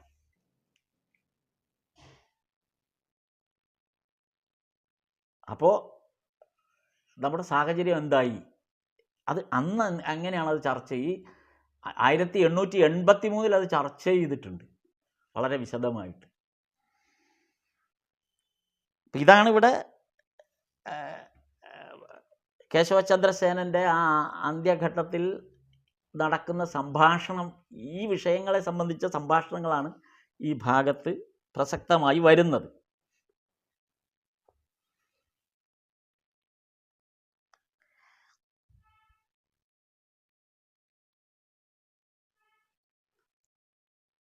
ഏകദേശം ഈ ഭാഗത്തിൻ്റെ ആ അധ്യായം അവസാനിക്കുന്ന ഭാഗത്ത് ഉള്ള ഒരു ഭാഗം, അതായത് നേരത്തെ ഇപ്പോൾ നമ്മൾ ചർച്ച ചെയ്ത ആ വിഷയം, എങ്ങനെയാണ് അന്ന് വൈദേശിക ഇതിലേക്ക് പോയി നമ്മുടെ സന്യാസിമാർ അവിടെ പോയിട്ട് ഭാരതീയ സങ്കല്പത്തെ അവരെ പഠിപ്പിക്കുകയും അവരെ ആകൃഷ്ടരാക്കുകയും ചെയ്തത് എങ്ങനെയെന്നുള്ളതിൻ്റെ ആ ഒരു ഘടന നമുക്കിവിടെ ഇതിനകത്തൊരു ഭാഗത്ത് കാണാം. അപ്പോൾ അത് എന്തുകൊണ്ടാണ് അന്നത് സംഭവിച്ചത് എന്നുള്ളതിനെക്കുറിച്ചാണ്. എങ്ങനെയാണ് അവർക്ക് ആ ശക്തി ലഭിച്ചത്, അന്നുള്ളവർക്ക് ആ ശക്തി ലഭിച്ചത് എങ്ങനെ എന്ന് ഉള്ളത് ചർച്ച ചെയ്യുന്നുണ്ട്. അപ്പോൾ അതിനെക്കുറിച്ച് ആ ചർച്ചയിൽ പറയുന്ന ഒരു വിഷയം, ഈശ്വരൻ ചിലർക്ക് ചില ശക്തിവിശേഷങ്ങൾ നൽകുന്നുണ്ട്, കൂടുതൽ ശക്തി നൽകിയിട്ടുണ്ട്, ചിലർക്ക് കുറച്ചേ കൊടുത്തിട്ടുള്ളൂ. അങ്ങനെ സംഭവിക്കുമോ എന്ന് ഒരു സംശയം വരും. ഈശ്വരൻ്റെ കണ്ണിൽ എല്ലാവരും ഒരേപോലെ അല്ലേ? എല്ലാവർക്കും ഒരുപോലെ അല്ലേ? ഈശ്വരന് അങ്ങനെ വിവേചനമുണ്ടോ? ചിലർക്ക് ശക്തി കൂടുതലും ചിലർക്ക് ശക്തി കുറവും, ചിലർക്ക് പ്രശസ്തി കൂടുതൽ ചിലർക്ക് പ്രശസ്തിയില്ല, ചിലരെ ആരും അറിയില്ല. ഇത് ഈശ്വരൻ അങ്ങനെയുള്ളൊരു വിവേചനം നടത്തുന്ന ആളാണോ എന്നൊരു ചോദ്യം ഇതിനിടയിൽ വരുന്നുണ്ട്, ചർച്ചയിൽ വരുന്നുണ്ട്. ഞാനതിൻ്റെ പൂർണ്ണരൂപം ഇവിടെ വായിച്ചവതരിപ്പിക്കുന്നില്ല. അത് ശ്രീരാമകൃഷ്ണ വചനാമൃതത്തിലൂടെ 1-ാം വോള്യത്തിലൂടെ പോകുമ്പോൾ നമുക്കത് ബോധ്യപ്പെടും. അത് വായിക്കേണ്ടതാണ് എന്നുകൂടെ പറയുകയാണ്. അപ്പം ഇവിടെ അങ്ങനെ ഈശ്വരനൊരു വിവേചനമുണ്ടോ എന്ന് വരും. ഇത് ചോദിച്ചത് ആരുമല്ല. അന്നത്തെ കാലത്ത് കൽക്കട്ടയിലെ ഏറ്റവും പ്രശസ്തനായ വിദ്യാഭ്യാസ വിചക്ഷണൻ എന്ന് പറയാവുന്ന ഈശ്വരചന്ദ്ര വിദ്യാസാഗറാണ് ശ്രീരാമകൃഷ്ണദേവനോട് ഈ ചോദ്യം ചോദിച്ചത്. ഈശ്വരന് ഇങ്ങനെ വിവേചനമുണ്ടോ എന്ന്. അപ്പോൾ ശ്രീരാമകൃഷ്ണദേവൻ ഈശ്വരചന്ദ്ര വിദ്യാസാഗറിനോട് പറഞ്ഞത്, നോക്കൂ, നിങ്ങളെ കാണാൻ ഞങ്ങൾ നിങ്ങളുടെ അടുത്തേക്കല്ലേ വന്നത്, നിങ്ങളെ കാണാൻ ഞങ്ങൾ നിങ്ങളുടെ അടുത്തേക്കല്ലേ വന്നത്, നിങ്ങൾക്കെന്താ കൊമ്പുണ്ടോ നിങ്ങളെ വന്ന് കാണാൻ? അപ്പം എന്തുകൊണ്ടാണ് നിങ്ങളുടെ അടുത്തേക്ക് ഞങ്ങൾ വന്നത്? അതൊന്ന് ആലോചിച്ചാൽ മാത്രം മതി എന്ന് പറയും. വളരെ കൃത്യമായ ഉത്തരമാണ്. നിങ്ങളല്ലേ ചോദിച്ചു ഈശ്വരൻ ചിലർക്ക് ശക്തി കൊടുക്കുകയും ചിലർക്ക് ശക്തി കുറച്ചും കൊടുക്കുന്ന അങ്ങനെ വിവേചനമുള്ള ആളാണോ എന്ന് ചോദിച്ചില്ല. അതിൻ്റെ ഉത്തരം ഇതാണ്. ഞാൻ ഉൾപ്പെടെ, ശ്രീരാമകൃഷ്ണദേവൻ ഈശ്വരചന്ദ്ര വിദ്യാസാഗറിനോട് പറയുകയാണ്, ഞാൻ ഉൾപ്പെടെ, എൻ്റെ കൂടെയുള്ള ആളുകൾ ഉൾപ്പെടെ, നിങ്ങളുടെ വീട്ടിൽ നിങ്ങളെ വന്ന് കാണാനല്ലേ വന്നത്, നിങ്ങൾ ഒരിക്കലും എൻ്റെ അടുത്തേക്ക് അല്ലല്ലോ വന്നത്. അപ്പോൾ എന്തിനാണ് ഞങ്ങളെല്ലാം നിങ്ങളെ കാണാൻ വന്നത്? അപ്പോൾ നിങ്ങളിലൊരു ശക്തിവിശേഷം അല്ലെങ്കിൽ ഒരു ആധ്യാത്മിക പ്രഭാവം അല്ലെങ്കിൽ മറ്റെന്തെങ്കിലും തരത്തിലുള്ള ഒരു പവർ നിങ്ങളിൽ ഉണ്ട് എന്ന് ഞങ്ങൾക്ക് ബോധ്യം വന്നതുകൊണ്ടല്ലേ ഞങ്ങൾ നിങ്ങളുടെ അടുത്ത് വന്നത്. നോക്കൂ, ഒരേ നാട്ടിൽ ജനിച്ച് ഒരേ നാട്ടിൽ വളർന്ന ചിലർ, നമ്മുടെ ഈ ചുറ്റുപാടുകളെ തന്നെ ഒന്ന് എടുത്തു നോക്കൂ. നമ്മൾ ചിലരെ കാണാൻ അവിടെ പോയി കഷ്ടപ്പെട്ട് അപ്പോയിൻമെൻ്റ് എടുത്ത് കാത്തു നിന്ന് നമ്മൾ കാണണം. ആരെയൊക്കെ എങ്ങനെയൊക്കെ എന്നുള്ളത് നമ്മൾ അങ്ങ് ആലോചിച്ചാൽ മതി. അതിൻ്റെ പ്രോസസ്സ് മാത്രമാണ് ഞാൻ പറയുന്നത്. ചിലരെ നമ്മൾ കാണണമെങ്കിൽ നേരത്തെ അപ്പോയിൻമെൻ്റ് എടുത്ത് അവിടെ പോയി കാത്തു നിൽക്കണം. എന്നിട്ട് ചിലപ്പോൾ അപേക്ഷ വരെ കൊടുക്കേണ്ടി വരും, കാണാൻ വന്ന കാര്യം എന്താണെന്നുള്ളത്. ആ ആൾക്ക് ഇഷ്ടമുണ്ടെങ്കിലേ നമ്മളെ കാണുകയുള്ളൂ, ഇല്ലെങ്കിൽ നമ്മളെ പറഞ്ഞു വിടും. നമ്മൾ എത്ര ദൂരെ നിന്ന് കഷ്ടപ്പെട്ട് വന്നതെന്നുള്ളതിന് ഒരു പ്രസക്തിയും അവിടെ ഇല്ല. ഇത് നമ്മുടെ ഈ നാട്ടിൽ ഈ രാജ്യത്ത് ജീവിക്കുന്ന നമുക്ക് നിരന്തരം അനുഭവമുള്ള കാര്യമാണ്. അപ്പോൾ എന്താണ് നമുക്ക് ശക്തി കുറവും അവിടെ ഇരുന്ന ആൾക്ക് ശക്തി കൂടുതലുമുള്ളത് ഈശ്വരൻ്റെ വിവേചനമാണ്. ഇതാണ് ഈ ഭാഗത്ത് ചർച്ച ചെയ്ത ഒരു കാര്യം. അപ്പോൾ ഈശ്വരൻ ശ്രീരാമകൃഷ്ണദേവൻ കാണുന്നത് അദ്ദേഹത്തിൻ്റെ ലീല ആരിലൂടെയൊക്കെയാണ് പ്രകാശിക്കുന്നതെന്ന് പറയാൻ പറ്റില്ല. അതായത് പ്രധാനമായും ഇവിടെ ചർച്ച ചെയ്യുന്നത് നമ്മളത് ഓരോ വ്യക്തിയും മനസ്സിലാക്കേണ്ടത്, എനിക്ക് അത്രമേൽ പ്രാധാന്യം ഈ സമൂഹത്തിൽ ലഭ്യമാകുന്നു എങ്കിൽ എൻ്റെ ഉള്ളിൽ ആ ഈശ്വരൻ്റെ പ്രകാശം എന്നിലേക്ക് മറ്റുള്ളവരിൽ നിന്ന് അല്പമെങ്കിലും കൂടുതലായി എത്തുന്നതിന് എന്തോ കാരണമുണ്ടായിട്ടുണ്ട്. ആ അടിസ്ഥാനത്തിലാണ് എനിക്ക് സമൂഹത്തിൽ ഒരു പ്രത്യേക മേൽക്കൈയും മറ്റു പലർക്കും അങ്ങനെ ഇല്ലാതെയും പോയത്. അങ്ങനെ പ്രവർത്തിക്കാനുള്ള അവസരങ്ങൾ എനിക്ക് ലഭിച്ചത് കൊണ്ടാണ് എനിക്ക് മേൽക്കൈ ഉണ്ടായത്. അല്ലാതെ ജന്മന ഞാൻ ആ മേൽക്കൈയുമായിട്ട് വന്ന ആളല്ല. അതിനുള്ള അവസരം എനിക്ക് ലഭിക്കുകയാണ് ചെയ്തത്. ചിലർക്ക് രാഷ്ട്രീയത്തിൽ ആ അവസരം ലഭിക്കുന്നു, ചിലർക്ക് സിനിമ അഭിനയത്തിൽ ആ അവസരം. എല്ലാ സിനിമാ താരങ്ങളും ഒരുപോലെ ആകുന്നില്ല. ഒരേ വേദിയിൽ ഒരേ പ്രൊഫഷനിൽ വർക്ക് ചെയ്യുന്ന ഒരു സിനിമ തന്നെ എടുക്കാം. ഒരേ സിനിമയിൽ വർക്ക് ചെയ്യുന്ന എല്ലാവർക്കും ഒരേ സ്ഥാനം ലഭിക്കുന്നില്ല, ഒരേ പ്രശസ്തി ലഭിക്കുന്നില്ല, ഒരേ വരുമാനം ലഭിക്കുന്നില്ല, ഒരേ പോലുള്ള ഔന്നത്യം ലഭിക്കുന്നില്ല. അതെന്താ കാര്യം? അപ്പോൾ അങ്ങനെ ലഭിക്കുന്നവരാണ് ചിന്തിക്കേണ്ടത്, ഈശ്വരൻ്റെ ഒരു കൃപാകടാക്ഷം എന്നിലേക്ക് എത്തിയത് ഏതോ ഘടനയിലൂടെ എന്നിലേക്ക് പ്രകാശിക്കുന്നത് എന്നിലൂടെയാണ്. അത് കാരണം എൻ്റെ ധർമ്മം, എനിക്ക് ഔന്നത്യം ലഭിച്ചത് ഈ സമൂഹത്തിന് വേണ്ടി എന്നിൽ നിന്ന് എന്തോ പ്രതീക്ഷിക്കുന്നുണ്ട് ഈശ്വരൻ. അത് ഞാൻ കൊടുക്കാൻ തയ്യാറാകണം. എവിടെ ആ ധർമ്മത്തിന്, നമ്മൾ ഭഗവത്ഗീതയിലും അത് തന്നെയാണ് പറയുന്നത്, എവിടെയാണോ ആ ധർമ്മത്തിൽ നമ്മൾ ശ്രദ്ധാലു ആകാതിരിക്കുന്നത് അവിടെ നമ്മുടെ പതനം ആരംഭിക്കും. കേശവചന്ദ്രസേനനെ പോലുള്ള ഒരാളുടെ ഉദാഹരണം ഇവിടെ പറയാൻ കാരണം, കേശവചന്ദ്രസേനൻ എന്ന് പറയുന്ന വ്യക്തി നേരത്തെ പറഞ്ഞ പോലെ 45 വയസ്സേ ആകുന്നുള്ളൂ. 45 വയസ്സിന് മുൻപേ തന്നെ, അതായത് 10, 30, 35 വയസ്സുള്ള സമയത്ത് യുവത്വത്തിൽ ഭാരതം മുഴുവനും പ്രകമ്പനം കൊള്ളിക്കുന്ന യുവത്വത്തിൻ്റെ വലിയ നേതാവായിരുന്നു കേശവചന്ദ്രസേനൻ. കേശവചന്ദ്രസേനൻ എന്നുള്ള പേര് കേട്ടാൽ ഭാരതത്തിലെ യുവസമൂഹം പുളകം കൊള്ളുമായിരുന്നു. അത്രമേൽ ഒരു നേതൃത്വത്തിൽ ഇരുന്ന ആളാണ് കേശവചന്ദ്രസേനൻ. പിന്നീട് ചില പാകപ്പഴകൾ അദ്ദേഹത്തിൽ വരികയും അങ്ങനെ താഴോട്ട് വന്ന് ഇപ്പോൾ നമ്മൾ ഇത് വായിക്കുന്ന സന്ദർഭത്തിൽ കേശവചന്ദ്രസേനൻ മൃതപ്രായനായി മാറിക്കൊണ്ടിരിക്കും. വെറും 47 വയസ്സേ ഉള്ളൂ. ഇപ്പം ഈശ്വരൻ്റെ ശക്തിവിശേഷം, ലീലാവിശേഷം, ശക്തി എന്ന് പറയണ്ട, അതിന് ലീലാവിശേഷം. ആ ലീലാവിശേഷം ഈശ്വരൻ നിശ്ചയിച്ച് ഉറപ്പിച്ച ഒരു വ്യക്തിയായിരിക്കാം. അത് തിരിച്ചറിഞ്ഞുള്ള പ്രവർത്തനങ്ങളിൽ നമ്മൾ പരാജയപ്പെടുമ്പോഴാണ് ജീവിതത്തിലും പരാജയം സംഭവിക്കുന്നത്. എത്രയോ ഉദാഹരണങ്ങൾ നമ്മുടെ ചുറ്റുപാടും നമ്മൾ ശ്രദ്ധിച്ചാൽ അറിയാം. ഒരുപാട് ഉദാഹരണങ്ങൾ. അതിസമ്പന്നതയുടെ മുകൾ തട്ടിലെത്തുകയും പതിച്ച് താഴെ പോവുകയും, അങ്ങനെ ഓരോന്നും പരാജയത്തിൻ്റെ പടുകുഴിയിലേക്ക് വീഴുന്നവർ വിജയത്തിൻ്റെ ഉന്നതിയിൽ നിന്നാണ് താഴോട്ട് വരുന്നത്. അപ്പോൾ ഈ ശക്തിവിശേഷത്തെ തിരിച്ചറിഞ്ഞ് സമൂഹത്തിൽ അതനുസരിച്ചുള്ള ഒരു സമൂഹത്തിനത് തിരിച്ചു നൽകാൻ വിനയത്തോടെ തയ്യാറാവുമ്പോഴാണ് നിലനിൽക്കുന്നത്. അല്ലെങ്കിൽ സമൂഹം തന്നെ അയാളെ തുടച്ചു നീക്കും, ഇല്ലാതാക്കി കളയും, ഓർക്കുക പോലുമില്ല. അത് തിരിച്ചറിയേണ്ടതാണ്. അപ്പോൾ അതാണ് ഇവിടെ ചർച്ച ചെയ്യപ്പെടുന്ന, കേശവചന്ദ്രസേനൻ്റെ ഈ അവസാന നിമിഷത്തിലൂടെ ചർച്ച ചെയ്യപ്പെടുന്നത് ആ ഒരു ഘടനയെക്കുറിച്ചാണ്. ഇപ്പോൾ സമയം അതിക്രമിച്ചതുകൊണ്ടും ഇതിൻ്റെ ഇത് കുറച്ചുകൂടെ വിശദീകരിക്കാനുണ്ട്. നമ്മുടെ അടുത്ത മീറ്റിങ്ങിൽ നമുക്കിത് കുറെ കൂടെ എങ്ങനെയാണിത്, ഈ ഭാഗം കുറെ കൂടെ വിശദമായിട്ട് നമുക്ക് കാണാൻ നോക്കി പരിശോധിക്കാം. സ്ഥാപകായ ച ധർമ്മസ്യ സർവധർമ്മസ്വരൂപിണേ അവതാരവരിഷ്ഠായ രാമകൃഷ്ണായ തേ നമഃ.